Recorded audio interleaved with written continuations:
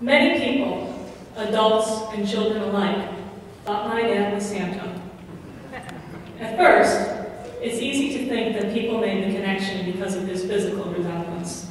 Curly white beard, big belly, wire-rimmed glasses. But I think it had much more to do with his personality and spirit. My dad was one of the happiest people I've ever known.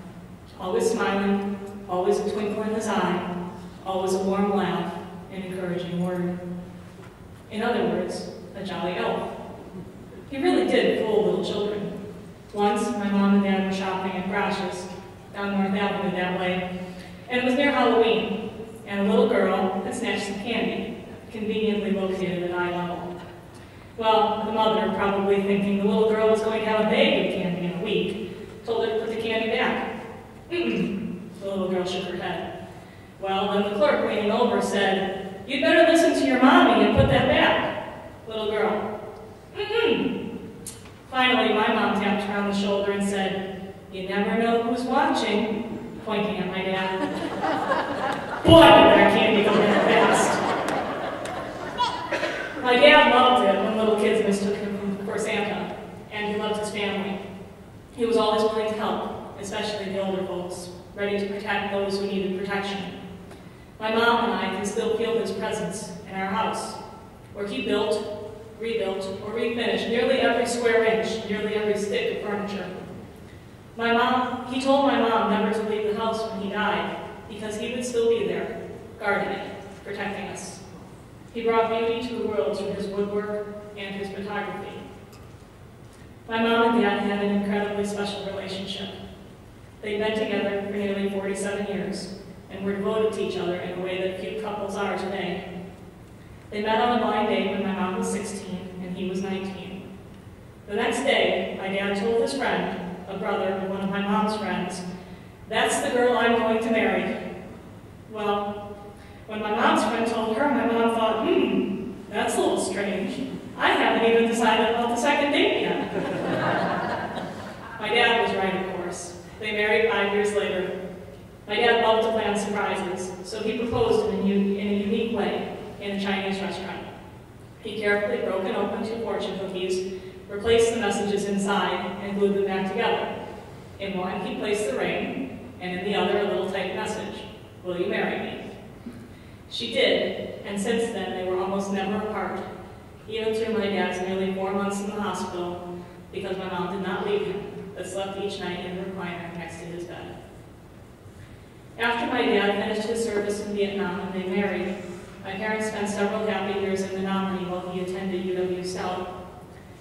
He never expected to go to college, much less earn an advanced degree, but he loved to learn, a gift he passed on to me.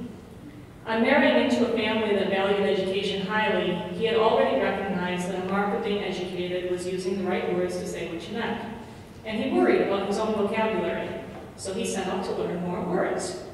He wanted a dictionary.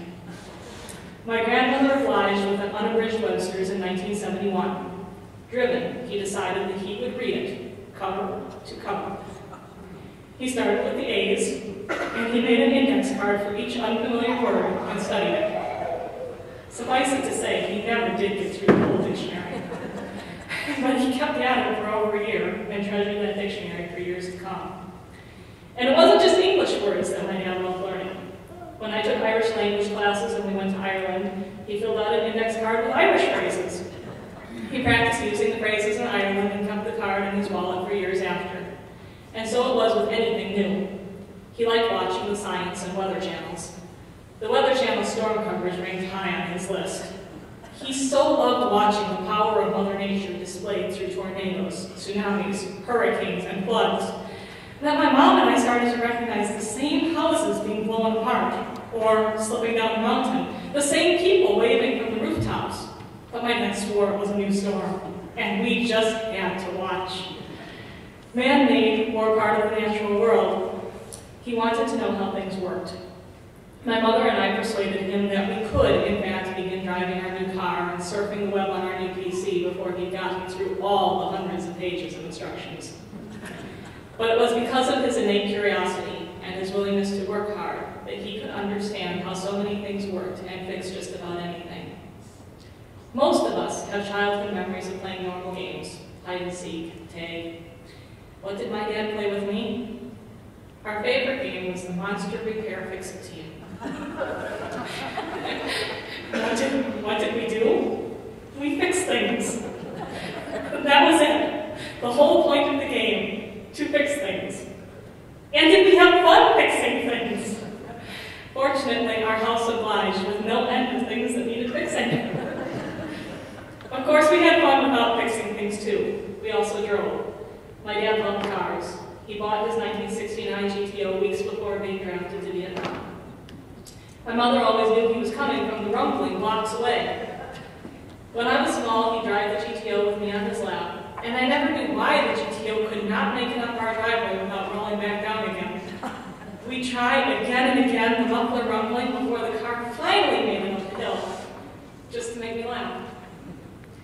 As a young man, my dad was known for spinning donuts on the ice and occasionally playing chicken, and in Menominee teaching a whole bunch of intoxicated college students to parallel park between beer bottles while sitting on the curb, thankfully without a car.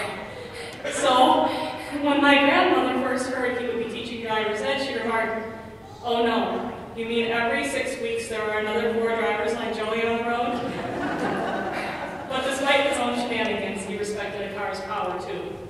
With my dad, safety came first. You couldn't work unless you were dressed for the job, and you couldn't drive unless you had your headlights on and knew to expect the unexpected. When I finally was old enough to drive and had difficulty navigating the intersection at Mayfair and North Avenue, he got up one morning at 4 a.m., sat at that intersection, and drew a 2-foot square diagram of the intersection with the traffic light patterns indicated so that I could study it and learn how it worked.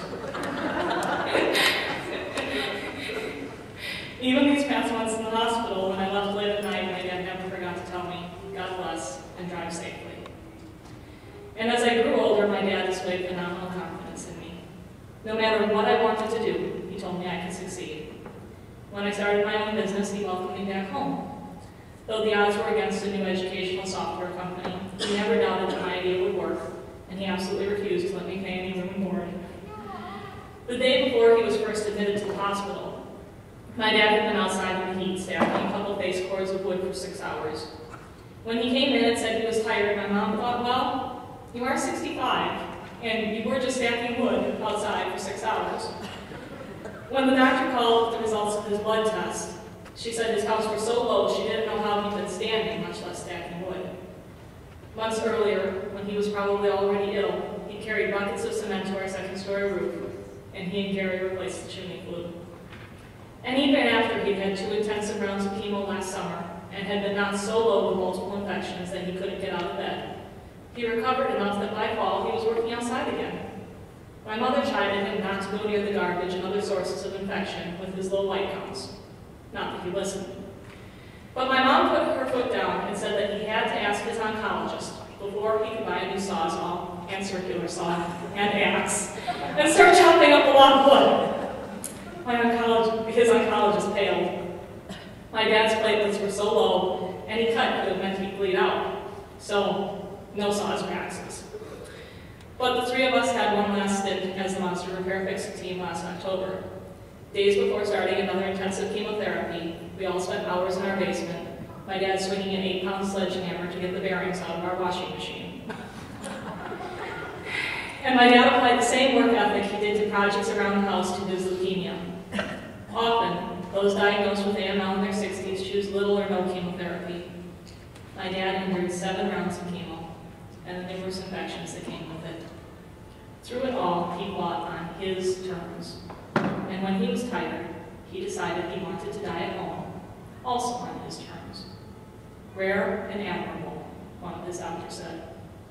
His oncologist said that he'd never given anyone of any age more chemo than my father. Because he wanted to live. He said time and again that he wanted to grow old together with my mother, wanted to see me grow up and be able to one day meet my husband and hold my child. And so he gave it his all for us.